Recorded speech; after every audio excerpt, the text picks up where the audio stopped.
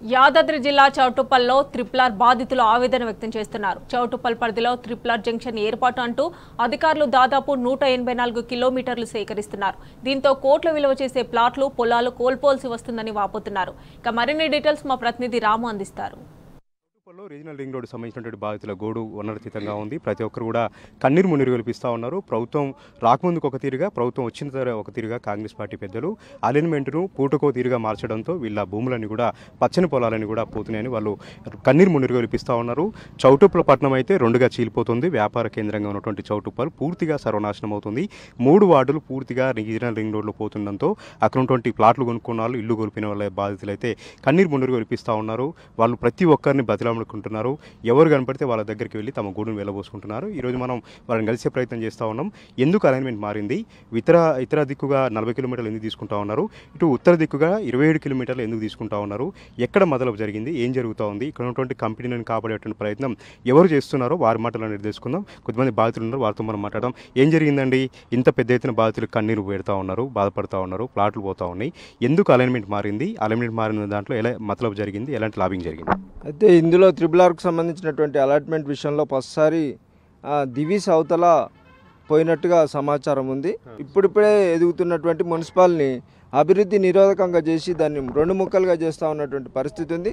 దీనికి ప్రధాన కారణం ఏంటంటే ఇక్కడ పరిశ్రమలు ఉన్నాయి. దివీస్ పెద్ద పరిశ్రమ, అదేవిధంగా ఇక్కడ శ్రీని పరిశ్రమకు సంబంధించినటువంటి పరిశ్రమలు ఉండడం వల్ల ఆ పరిశ్రమలను కాపాడడం కోసమే ఈ యొక్క అలాట్మెంట్ మార్చిందని మాకున్నటువంటి డౌటు. ఎందుకంటే ప్రభుత్వం ఉత్తర భాగంలో మొత్తం 28 కిలోమీటర్లు మాత్రమే తీసుకుంటా ఉన్నటువంటి పరిస్థితి, దక్షిణ భాగంలో 40-42 కిలోమీటర్ల దాకా తీసుకున్నటువంటి పరిస్థితి ఉంది. ఈ పరిస్థితుల్లో ఇక్కడ ఉన్నటువంటి రైతాంగాన్ని మొత్తం పూర్తిగా రైతులు కానీ, ఇళ్ల ప్లాట్లకు సంబంధించినటువంటి వాళ్ళు కానీ, ఇళ్ల స్థలాలకు సంబంధించినటువంటి వాళ్ళందరినీ కూడా ఇబ్బంది గురి చేస్తూ ఉన్నటువంటి పరిస్థితి ఉంది. గతంలో కాంగ్రెస్ ఉన్నటువంటి కోమటిరెడ్డి వెంకరెడ్డి గారు కానీ, రాజగోపాల్ రెడ్డి గారు ఎన్నికల సందర్భంగా ఏంటంటే ఇది ఎట్టి పరిస్థితుల్లో ఇక్కడి నుంచి పోదు, అక్కడ 40 కిలోమీటర్ దూరం నుంచి పోతుంది, ఇక్కడ ఉండదు, దీని మీద మేము కొట్లాడతామని చెప్పినటువంటి పరిస్థితి ఉంది.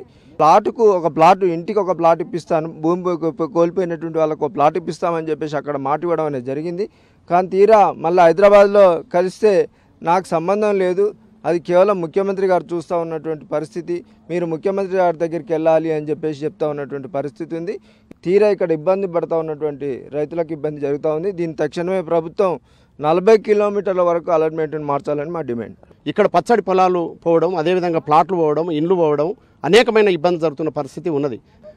ఇప్పుడు గెలిచిన ప్రజాప్రతినిధులు ఎవరైతే ఉన్నారో వెంకరెడ్డి గారు కానీ, రాజగోపాల్ రెడ్డి గారు కానీ, అప్పుడున్న శేఖర్ రెడ్డి గారు, భువనగిరి శేఖర్ రెడ్డి గారు కానీ, మేము కలెక్టర్ ఆఫీస్ ముందు ధర్నా చేస్తే మా యొక్క ధర్నాల కూర్చొని ఈ యొక్క రోడ్లు అవసరం లేదు, ఈ త్రిబుల్-ఆర్ రోడ్లు అనేది కొంతమంది ప్రయోజనాల గురించి ఈ రోడ్లు చేస్తూ ఉన్నారు, రైతులను ఇబ్బంది పెడతా ఉన్నారు, దీనికి వ్యతిరేకంగా పెద్ద మొత్తంలో పోరాటం చేయవలసిన అవసరం ఉన్నది.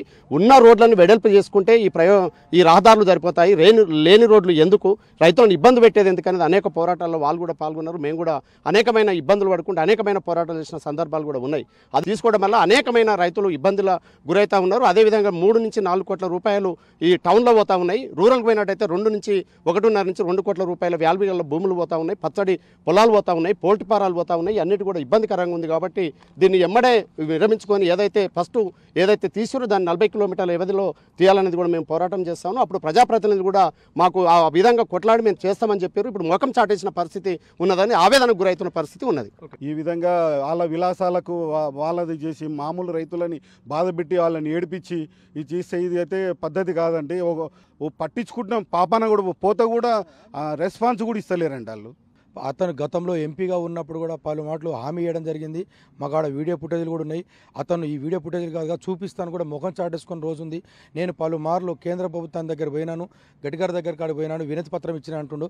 అయ్యా నీ దగ్గర ఏముందో ఒక వినతి పత్రం మాకు ఇవ్వండి, మేము పోతాం, లేదా మీ దగ్గర ఉన్నటువంటి ఏదైనా ఇప్పుడున్నటువంటి స్థానికంగా మంత్రి కనుక మీ నుంచి ఒక లెటర్ ప్యాడ్ ఇవ్వండి, మేము సెంట్రల్తో బాధపడతాం, కాలు మొక్తాం అని చెప్తున్నాం. ఉన్నటువంటి శాసనసభ్యుని కూడా మీరు ఏం చేయలేకపోతే మొత్తం ముఖ్యమంత్రి చేస్తున్నారు, మీరు మా ఎంట రాండి, మీరు ఏం చేయలేకపోతున్నారు కనుక ఎమ్మెల్యే గారికి కూడా మేము రాజగోపాల్ రెడ్డి కూడా మరీ పదే చెప్తా ఉన్నాం. అందరు రైతులను కూడా కాలు మొక్కడం జరిగింది, మంత్రిని కాలు మొక్కడం జరిగింది. ఇక్కడ ఉన్నటువంటి చిన్నకారు రైతులు ఇప్పటికే కొంతమంది ఆత్మహత్య చనిపోవడం జరిగింది. చిన్నలు పెద్దలు దాని మీద జీవనోపాధి గడిపేటువంటి ఉన్నారు కనుక దీన్ని వెంటనే అలైన్మెంట్ మార్చాలి. బడే బావులకు తొత్తుగా మారుతున్నటువంటి ఇప్పుడున్నటువంటి అధికార పార్టీ నాయకులు కంపెనీలకు తొత్తుగా మారుతుంది. కంపెనీలతో ఏ కంపెనీ పేరు కూడా చెప్తలేరు. మీరు మార్చాలనే ఉద్దేశం ఉంటే మా ఎమ్మటి రండి, ఏదైతే కంపెనీ ఉందో మారకపోతే మేము చూసుకుంటాం. రాజగోపాల్ రెడ్డి గారు కూడా పలుమారు పోయిన నాకేం తెలియదు, మొత్తం మంత్రి తీసుకుంటాను, మీరు రండి మా ఎమ్మటి రండి. కాంగ్రెస్ పార్టీ ఆమె ప్రియాంక గాంధీ కూడా చెప్పేది, వెంకరెడ్డి గారు కూడా ఎన్నో మాట చెప్పారు. కాబట్టి కాంగ్రెస్ వాళ్ళని ఇక్కడ ఖరాబ్ చేస్తారు, అక్కడ పాపం పేదోళ్ళని ఇల్లు ఊళ్ళో కొడుతున్నారు. ఇట్లా న్యాయం కదండి. తాతల నుంచి మా ముత్తాతల నుంచి ఇదే వృత్తి వ్యాపారంగా బర్రెలు కానీ గొర్రెలు కానీ వ్యవసాయం చేసుకుంటాం, ఇక్కడనే ఉంటున్నాం. ఆ మున్సిపాలిటీ మొత్తం దీనివల్ల మొత్తం కోల్పోతుంది సార్. మా ఒక 60 ఇంకా 100 ప్లాట్ల వాళ్ళు ఒక 150-200 ప్లాట్ల దాకా ఆలు పోతురు. వేరే ఊర్లో వచ్చి మున్సిపాలిటీ ఈ చౌట్రూపుల మున్సిపాలిటీ అయితేనే ఆశతోటి ఇప్పుడు 25,000 గజం అయింది. ఇవాళ ఆయన 30 లక్షలు ఇస్తా అంటుండే. మేము దానికి కనీసం అమ్ముకుంటే 2 కోట్లకు పైన పోదు సార్. మా ఇక్కడ ఉన్న రైతుల ల్యాండ్లు ఇక అమ్ముకోకుండా అచ్చనే ముంచారు. దీని ఇంకా డెవలప్ అవుతుంది, ఇంకా అవుతుంది. గదాల పూర్తిగా అమ్ముకోవచ్చు ఇంకా మా పిల్లలు ఇంకా తర్వాత నెక్స్ట్ ఇట్లా. కానీ మొత్తం ఇప్పుడు దీంట్లో ఏం లేదు, రింగు వల్ల పూర్తిగా నష్టపోతున్నాం సార్. దీనికి మాకు సరైన ప్రైవేట్ రేట్ ప్రకారంగా రేట్ అని ఏమన్నా భూమికి మస్తుగా ఉన్నాయి. కాబట్టి 500 ఎకరాలు ఉంది. మేము తాతల ముత్తాతల సంది మేము ఇదే భూమిలో కష్టం చేసుకొని బతున్నాం సార్. మరి అంతా పోతుంటే మేము ఏం చేసుకొని బతకాలి, మేము ఎట్ట బతకాలి? మా పిల్లల చదువులకు, మా పిల్లల పెళ్లిలకు అని మేము కష్టం చేసుకొని ఆ భూమిలోకి ఇంత ఏళ్ళు పెట్టకుండా మేము కష్టం చేసుకొని అట్లా కాపాడుకుంటూ వచ్చినాం. మరి ఇప్పుడు అంతా పోయినాక మేము ఏం చేసుకొని ఏం కష్టం చేసుకొని బతకాలి? మాకు వేరే కష్టం రాదు. ఇక మాకు బాగా అవుతుంది, ఏడుపు ఒకటి. ఇప్పుడు మేము ఆత్మహత్య చేసుకొని చచ్చిపోవాలనిపిస్తుంది సార్. మాకు బతకాలి, అంతా పోయినాక మేము ఏం చేసుకొని బతకాలి? మాకు పిల్లలు చిన్న సార్, మేము పెళ్లి చేయలేదు. మా పిల్లలు మేము 3 అన్నదా, మాకు 10 ఎకరాలు ఉంటే మొత్తం పోతుంది సార్. ఇప్పుడు అంతా తీసుకొని పోతే మేము ఎట్లా చేయాలి, మేము ఎట్లా బతకాలి? మాకేం పనులు రాదు, మాకు అడిం పని తప్ప మాకు బయట జాబులు లేవు, వేయలేవు. ఇప్పుడు ఆయన అట్లా మమ్మల్ని అన్యాయం చేసి ఎట్లా కావాలి, ఏం చేయాలి? మా చిన్న పిల్లలు మేము పెళ్ళిళ్ళు చేయలేదు, చదువుకోలే, వాళ్ళు ఇంకా చదువులు అయిపోలేదు. ఇక మొత్తం మాది 15 ఎకరాలు ఉంటే 15 ఎకరాలు పోతుంది సార్. మేము 3 అన్నదమ్ములం. మా మామ కూడా ఇంత అమ్ముకోలే, మేము కష్టాలు చేసి రోడ్ల మీద పనులు చేసుకొని బతుకుతున్నాం ఎన్ని రోజులు. వ్యవసాయం చేసుకొని గొర్రెలు బర్ర కాసుకొని బతున్నాం. ఇప్పుడు ఉన్నది అమ్ముకున్నాక మేమేం చేసి పెళ్ళిళ్ళు చేయాలి? మాకు త్రిబులార్ వద్దు, మా అవతలంగా వేసుకోవాలి, మార్చాలి. మాకు వద్దు, రోడ్ వద్దు. 8 ఎకరాలలో మొత్తం 8 ఎకరాలు మొత్తం పోతుంది సార్. మా తాత ఎంతో శ్రమపడి 100 ఏళ్ల కింద సంపాదించుకున్న ఆస్తి అది. ఆస్తి మా మామలు కష్టపడి మా తాత చేసిన అప్పు మా మామలు తెల్లారుకుంటే మేము కష్టపడుకుంటూ బోర్లు వేసినా కూడా నీళ్ళు పడకున్నా కూడా అప్పులు చేసి మా భర్త చచ్చిపోయిండు. అప్పు తెల్లారలేక నాకు 2 కొడుకులు. ఆ కొడుకులకు కూడా నేను పెద్దగా ఆస్తులు లేక చదివిపోయాక మా పిల్లలు కూడా మోట కష్టం చేసుకుంటారు. ఏమైనా మా భూమి మీదనే మేము కష్టం చేసుకొని బతాం సారు. ఆ ఉన్న భూమి పోయినాక మేము ఏం చేసుకొని బతకాలి సారు? మాకు ఆ భూమికి భూమి అన్న కావాలి, ఆ రోడ్డు అన్న మార్చాలి, మా మార్కెట్ రేట్ అన్న కట్టియాలి. ఇప్పుడు మా పిల్లలకు చదువు లేదు సారు. చదువు లేక ఎక్కడ పోయినా నౌకరీ చేస్తుండా, భూమి ఉందా అని అడుగుతుంటారు. మరి ఉన్న భూమి పోయినాక నా కొడుకు ఇంకా పెళ్లికి సార్, మరి ఆ పిల్లని ఎవరు ఇస్తారు? మరి ఆ సార్లు ఇప్పిస్తారా? మా పిల్లలకు పెళ్లిళ్ళు చేపిస్తారా?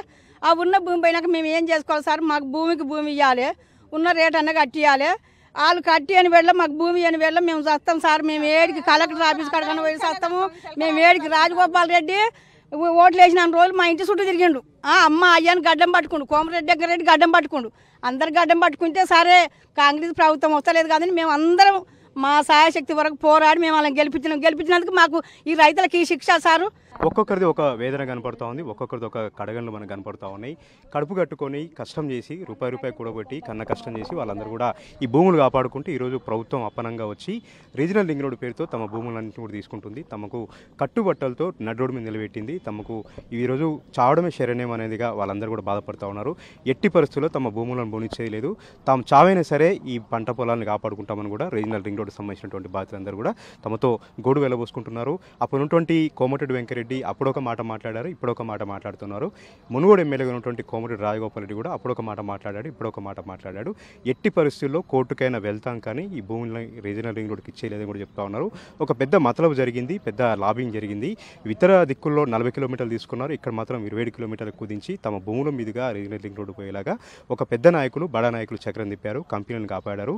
కంపెనీల ముసుగులో ఈరోజు ఒక పెద్ద దందా నడుస్తుందని కూడా ఇక్కడ ఉన్నటువంటి బాధితులు కన్నీరు మున్నీరుగా విలిపిస్తూ ఉన్నారు. Over to you.